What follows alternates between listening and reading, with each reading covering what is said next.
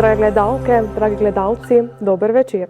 Danes je v moji družbi Petra Grajner, ki se soočila z izgubo hčerke Sofije, ki se je rodila z redko boleznijo, poleg tega je ustanovila Zavod 13 in pomagala številnim družinam, da so lažje sprejeli te njihove posebne otroke. Dober večer. Dober večer. Tako kot sem omenila, že z ob rojstvu ste se nekako seznanili s tem, da Sofija ne bo dolgo živela, pa vendar na smrt se ne moremo nikoli pripraviti, sploh kadar je govora o otroku. Ste vi živeli skozi to miselnostjo, kdaj bo umrla, kako bo umrla, ali ste nekam od zadaj to dali? Meni se je zdelo, da sem pripravljena na to smrt, ampak potem dejansko temu ni bilo tako. Se mi pa je zdelo, da seveda z tretjim otrokom smo res to smrt vsi skupaj v družini nekako odmaknili, torej novo rojstvo, nov zdrav otrok. Na tak način se mi zdi, da takrat smo tudi Sofiji pustili, da ona živi tako, kot živi, in predvsem smo bili pozorni na to, da je ona srečna. Ne glede na to, da sem jaz po osnovni izobrazbi fizioterapeutka, da sem včasih delala na Centru za sluh in govor s posebnimi otroki, kakšna zanimivost, ne? In prav jaz potem dobim takega otroka. Sem res gledala na to, da je ona zadovoljen otrok, ne pa kot neka ambiciozna mama, kaj vse bi morala z njo početi, da bi bila približek običajnemu otroku.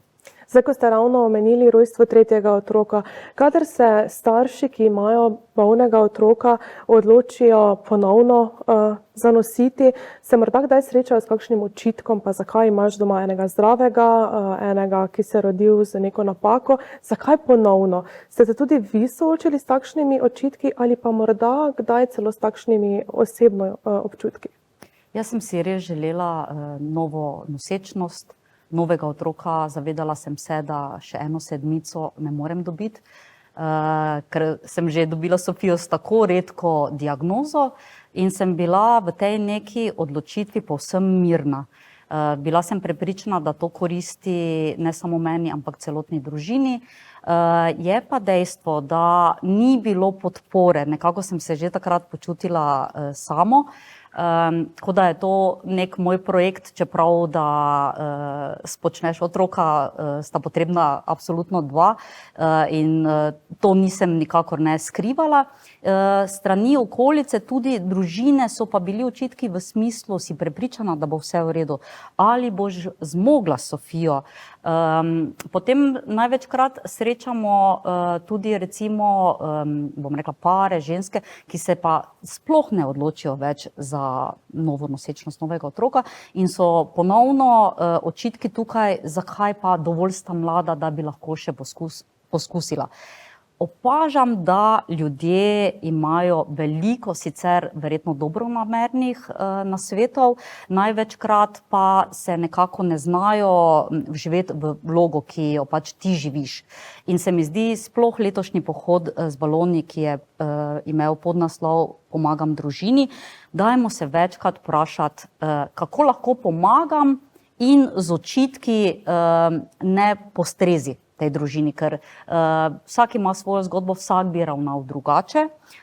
Tudi se mi zdi pomembno, da pustimo, da vsaka družina živi, se odloča, naredi naslednje korake, tako kot ona misli, da je zanje najbolje.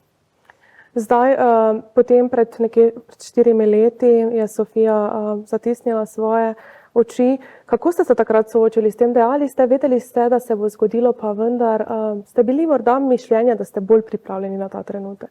Seveda, Sofija še je bila v vrtcu tisto dopoldan. Všeč mi je bilo, ko je vzgojiteljica rekla, ker ona je oboževala tople vode, da je bila tam v neki kopeli in kako je to njej ustrezalo in da je res uživala tisti dan.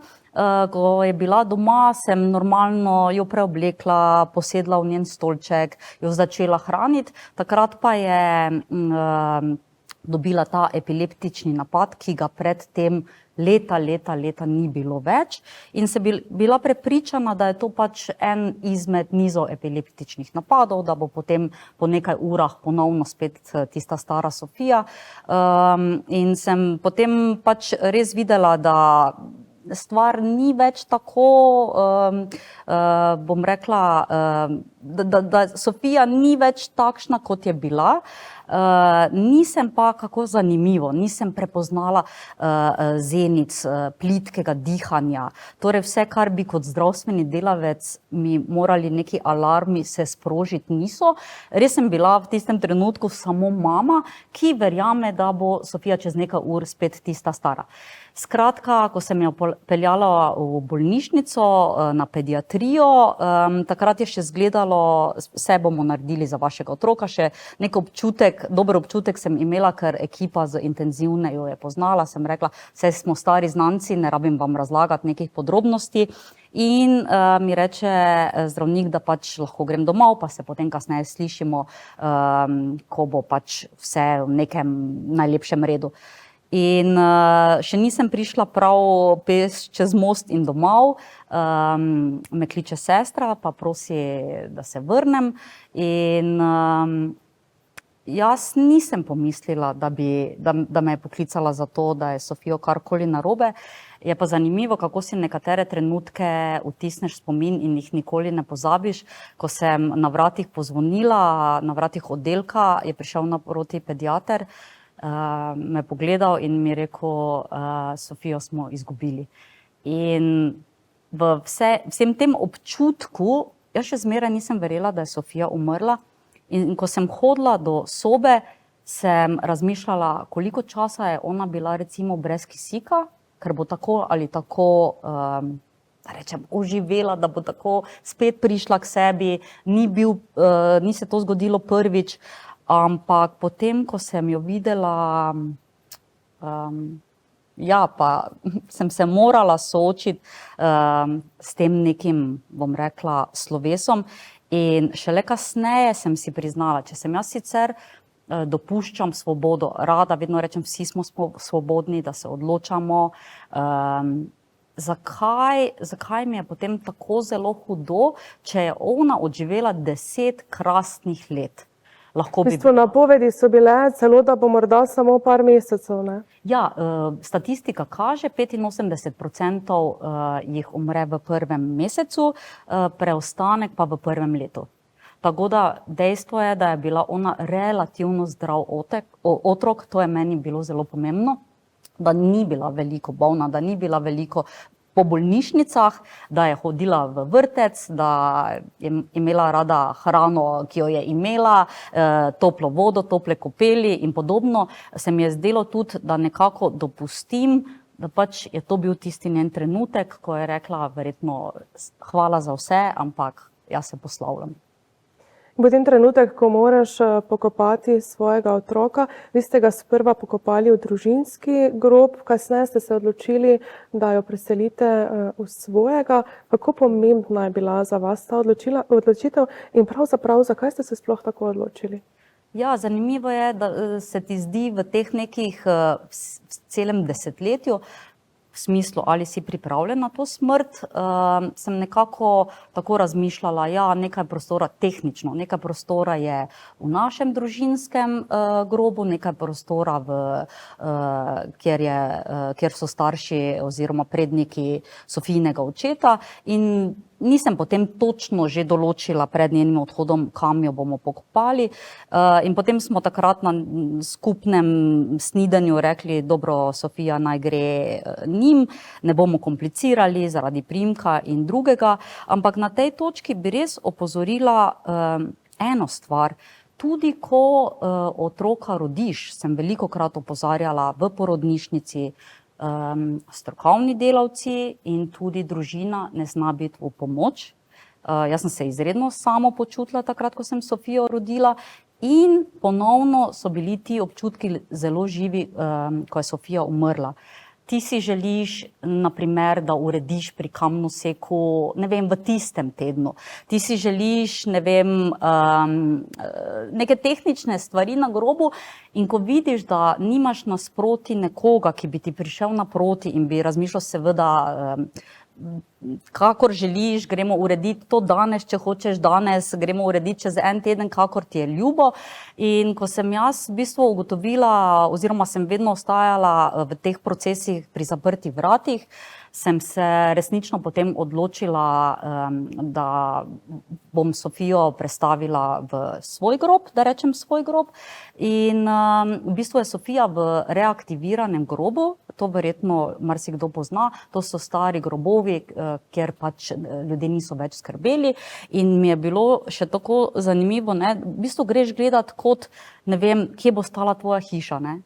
Kako v bistvu se mi je zdelo, da nikoli o tem ne razmišljaš, ampak ko si v tej situaciji se odločiš, aha, ok, tu bo ta parcela, in v bistvu se mi zdi, vsak žaluje na svoj način. Meni je bilo kasneje pomembno, ne vem, Sofija ima tam ploščo, ki jo jaz želim, ki je meni všeč, vsi vejo, da prosim, da ni svečk, ne samo zaradi okoljevarstvenih vzgibov, ampak tudi sicer.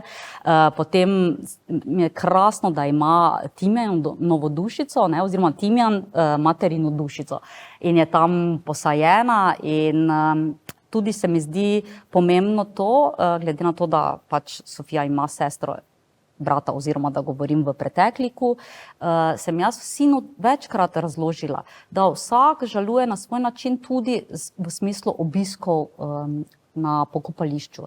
Torej, če sestrica starejša ne želi, ali je dovolj enkrat na leto, ali kakorkoli drugače, prinese en srček, ali načinov je več, ne pomeni, da Sofije ni imela rada, ne. Velikokrat potem mi je rekel, ja, ampak potem Sofije nimaš rad, če ti ne greš na pokopališče.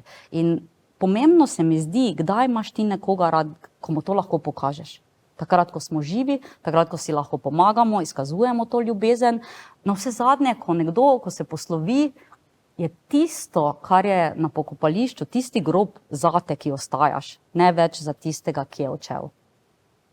Zdaj ravno to, pogrebi so spet ena taka tabu tema, premalo govorimo o njih in vsem, kaj je z smrtjo povezano. Bi morda morali, ko je nekdo še živ, govoriti več o tem, morda tudi o njegovih željah, kadar ne gre tipično za vaš primer, da potem, ko tako samo po sebi preveč boli, se ne ukvarjamo z nekimi dodatnimi vprašanji, na katere ne znamo odgovoriti. Kaj bi mu bilo všeč, recimo? Kaj bi si nekdo želel? Mislite o tem, da premalo razmišljamo o tem, kako nekomu pomagati ob zadnjih dnevih, mesecih in podobno? Ne, recimo, da naprej nekdo izrazi svoje želje, da se svojci pogovarjamo o tem, kaj bo, ko ga več ne bo. Morda, da vemo, si želi žaro, da si želi krsto, kje želi biti konec koncev pokopan. Jaz mislim, da Slovenci kot taki imamo tudi problem v smislu zapuščine. Vedno se potem tisti, ki ostanejo otroci, sorodniki, kregajo.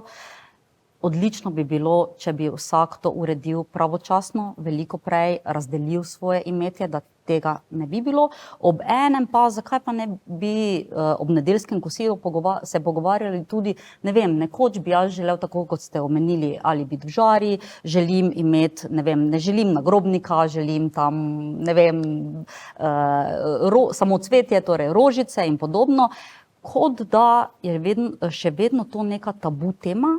In smo ob enem, vsi vemo, da bomo, to je pa v bistvu en skupni cilj vseh nas, ljudi na tem svetu, ta smrt. Ob enem pa se nam zdi, da ne vem, mogoče se bojimo, kaj bo, če se bomo o tem pogovarjali iskreno in zelo direktno, pa se s tem zaradi tega ne boš prej umrl ali karkoli podobnega. Opažam pa, da recimo, pač, če govorimo o kronično bolnih pacientih ali pa recimo raka je veliko, ne, da se takrat potem ljudje začnejo pogovarjati malo bolj iskreno, da takrat tudi ljudje razmišljajo, kaj bi v življenju še počel. In se velikokrat vprašam, zakaj šele takrat, ali včasih tudi, ko dobiš otroka s posebnimi potrebami na vse zadnje, kaj bi jaz še želel ali pa kako bi želel živeti, pa ne morem, oziroma nisem prej o tem razmišljal. Meni je zanimivo to dejstvo, ne, da nekako me je Sofija potiskala v smeri, da sem znala ceniti in trenutke, kadar sva bila sama z njenim očetom, kadar smo bili družina brez nje, na kratkem oddihu, da sem se lahko res maksimalno posvetila drugima dvema otrokoma in kadar smo bili skupaj z njo. Te nekako tak otrok prisili, da mogoče ne načrtuješ ene stvari v prihodnost, toliko v prihodnost, ampak res poskušaš živeti, kolikor se pač da danes. Zdaj omenili ste že prej, vsak na drugačne načine žaluje, pa po drugi strani se tudi dragega pokojnega spominja. Na kakšen način pa ste vi osebno žalovali oziroma še žalujete? Ste bili eni izmed tistih, ki se je po smrti zaprla vase, ali vam je ustrezalo, da ste v družbi, da klepetate, da se družite? Moja prednost je bila, ali pa naša prednost, če govorim v množini, je bila ta, da je takrat bilo popolno zaprtje, COVID. To je bilo oktobra 2020 in na samem pogrebu je bila dovoljena številka samo 9 ljudi. In si ne znam predstavljati vse tiste, ki bi res želeli na njen pogreb, ker se jaz ne bi znala obnašati v smislu, meni se bi zdelo, da moram biti močna za tiste ljudi, jim odgovarjati in vse mogoče. Ker nedavno sem se pogovarjala z mamico, ki je iznenada umrl otrok in sva se tudi na to temo žalovanja pogovarjali, kdaj to sprejmeš, kdaj nehaš žalovati, kdaj nehaš biti žalosten, v bistvu nikoli. Ravno to in je mene zanimalo, kako si ti lahko tam stala, kako si lahko odmislila ljudi ali podobno. In je rekla preprosto, da se ona samega pogreba in ljudi niti ne spominja, da je to šlo mimo nje. In se mi zdi pomembno to, da nekako res poskušamo, torej mi kot okolica, mi kot družba, prijatelji, sorodniki, da res pomislimo na to, kaj je tisto, kar si ta žalujoči želi. Ali si želi pogovor, ali si želi druženje, ali razumeš, da nekaj dni ne želi nič od tega. Glede na to, da pač imam 2 zdrava otroka, ki me potrebujeta, sem jaz zelo na hitro sama sebi rekla, Petra, Sofiji si dala več kot 100%, lepo se je imela, krasno smo se imeli skupaj, zdaj pa je čas, da stopiš naprej, da se posvetiš drugima 2, ki ne hote prevečkrat slišita, počakaj malo, kar je v bistvu velika škoda, ampak to je ena realnost. Zdaj, če se vrneva še v čas njenega rojstva in pa potem porodniške, vi se niste po porodniški vrnili v službo, tako kot je to običajno. Praktično ste prevzeli to skrb za Sofijo. Hkrati pa ste prejemali en dohodek, ki je bil predvsem manjši od minimalnega.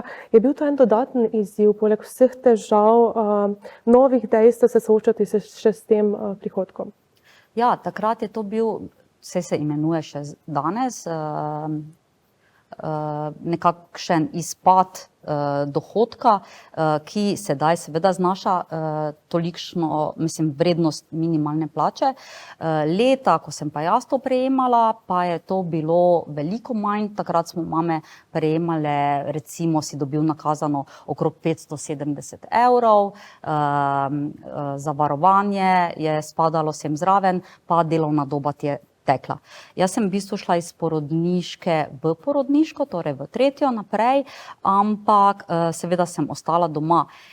Ker pa rada počnem veliko stvari zraven, so mi aktivnosti Zavoda 13, pa če se spomnimo takrat tiste naše prve fotografske razstave, ki je bila prva v Sloveniji, portreti naših posebnih otrok, to je tisto, kar je mene držalo pokonci. To je tisto, kar sem jaz res rada počela in mi je bila nekakšno, uteha. To pomeni, da pač poleg tega, da sem skrbela za Sofijo, kadar je bila ona v vrtcu, sem vseeno lahko jaz nekaj počela, kar je meni bilo res fajn, zakaj sem živela, in se mi zdi dobro, tudi če je ženska doma, da ima en hobi, da ima aktivnosti, ki jo vedrijo. Da ne pozabi na se konec koncev. Jo, to pa tudi, ampak ne vem, če se spomnite, jaz ne vem, zakaj sem vedno tarča očitkov.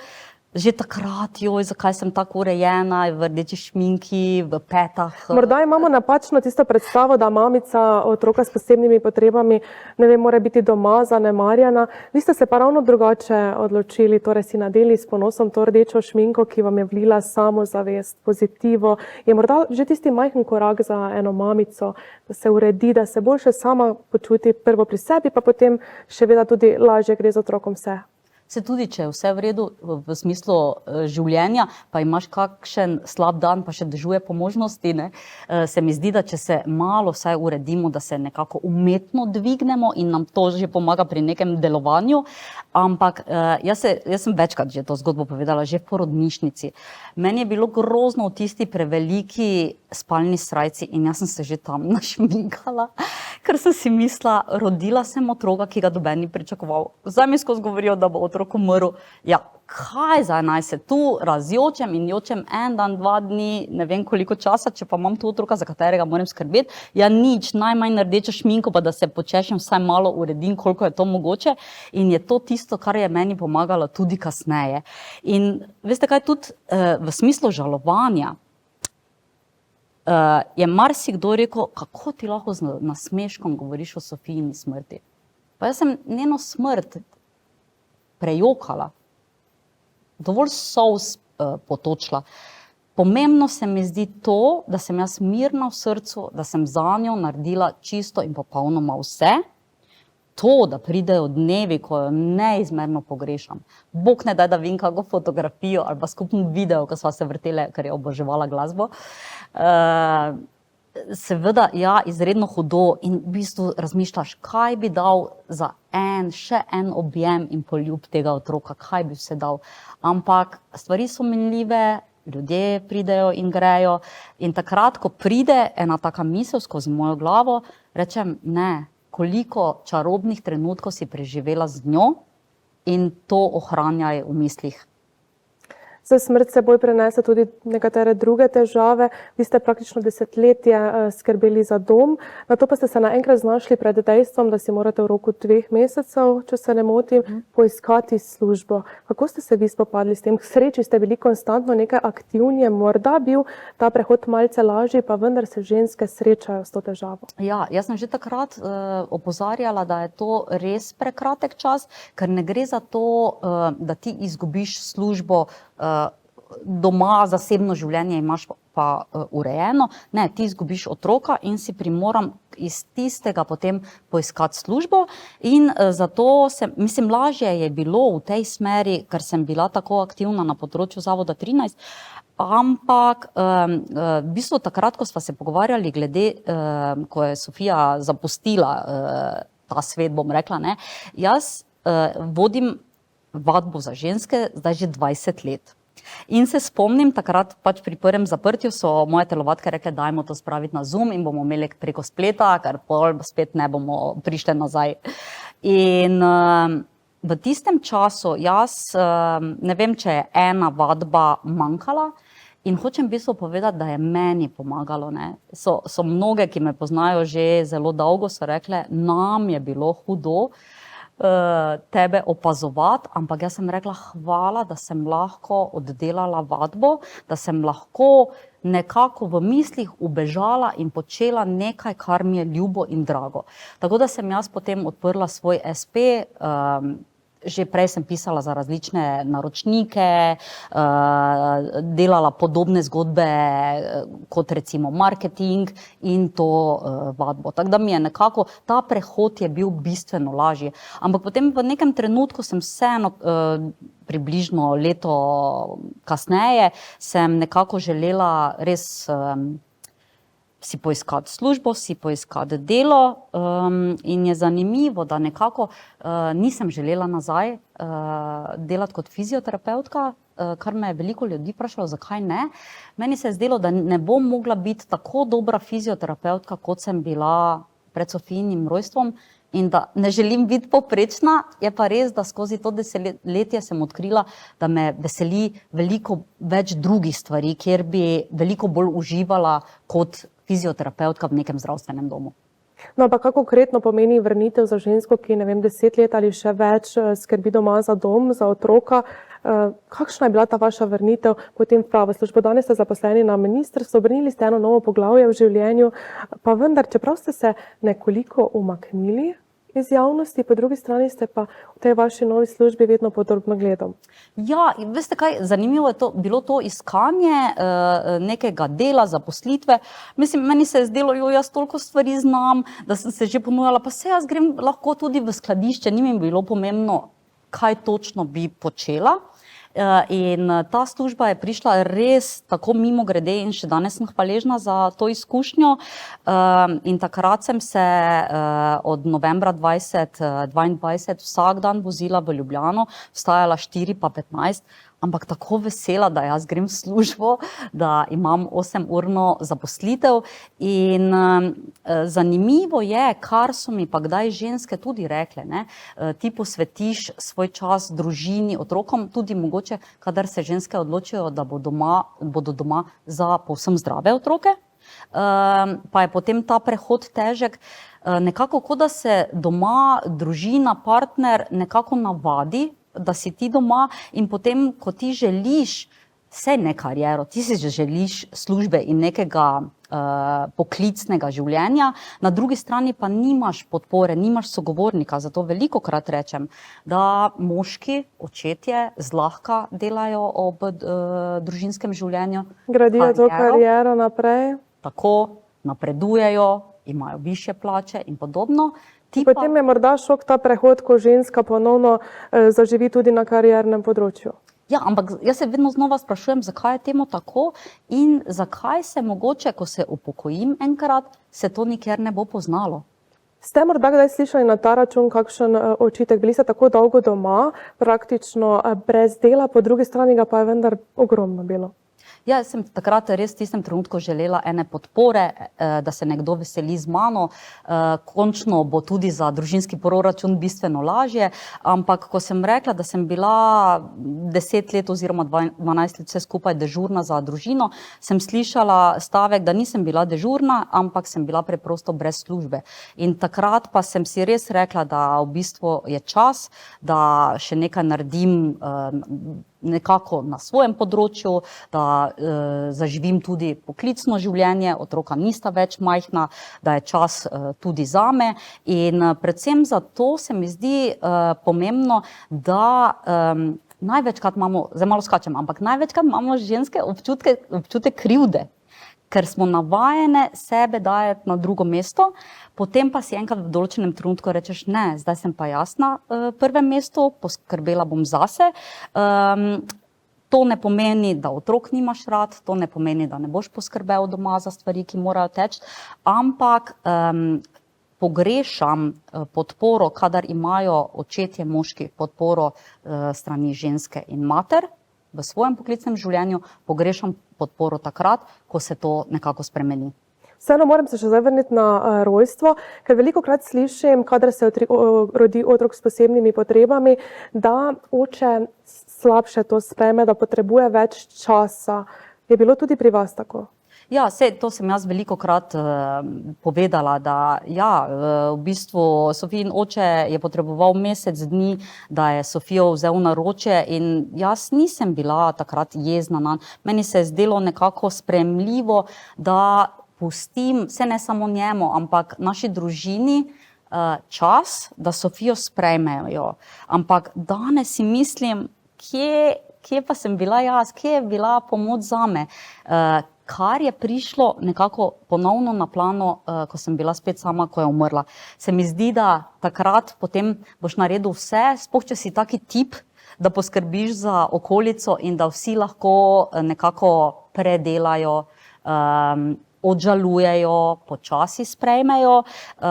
In se mi zdi, mogoče bi naredila še enkrat isto, brez vse te neke psihološke podpore, 10 let pa gotovo ne bi zmogla. Velikokrat se zgodi, da partner po rojstvu otroka zapusti dom in se tako ženska, poleg tega, da ostane v neki finančni težki situaciji, sooča še z drugimi težkimi zadevami. Vidva sta takrat s Sofijinim očetom premagala to obdobje, vendarle ni bilo lahko, pa vendar sta ga. Kaj pa bi svetovali vsem drugim, torej parom, ki se soočajo s tem, kako premagati tiste začetne najhujše težave? Ja, pač moja psihologinja je enkrat rekla, ali je nekdo močen, torej nekdo od partnerjev, ni nujno, da je vedno mama, lahko je tudi oče. Dejstvo pa je nekaj in tu vedno znova apeliram na strokovne delavce, ki so tukaj zato, da morajo biti v teh prvih dnevih, prvih tednih, prvih mesecih pomoč tej družini, torej pomoč mami v prvi vrsti. Zakaj jaz vedno mamo dajem v popolno ospredje, ker če bomo imeli pomirjeno mamo, ki bo popolnoma sprejela tega otroka, bo lahko lažje počakala na vse ostale člane, bo lažje nekako dopustila možnost, da nekdo caplja za njo in potrebuje več časa. Se mi pa zdi dejstvo, da nimamo vsi in nimajo vsi neke sreče, da imaš tu nekega sogovornika na drugi strani. Problem je ta, da ženske, ki ostanejo same, so tudi v hudi finančni stiski. Da velikokrat ostanejo tudi brez doma, da velikokrat so tukaj, tako kot jaz rečem, dežurne za družino, ob enem pa nimajo službe, nimajo zaposlitve, nimajo financ, da bi poskrbele za to družino in ostajajo ves čas same. Petra, najin čas se je žal iztekel, vem, da bi lahko še veliko o tej temi govorili, pa vendar želim, da še naprej torej tako uspešno peljete to zgodbo Zavoda 13, ki pomaga številnim družinam, da lažje se soočajo s takšnimi in drugačnimi diagnozami. Hvala. Hvala tudi vam, da ste bili ponovno v naši družbi. Vidimo se prihodnji četrtek, do takrat pa ostanite na BKTV.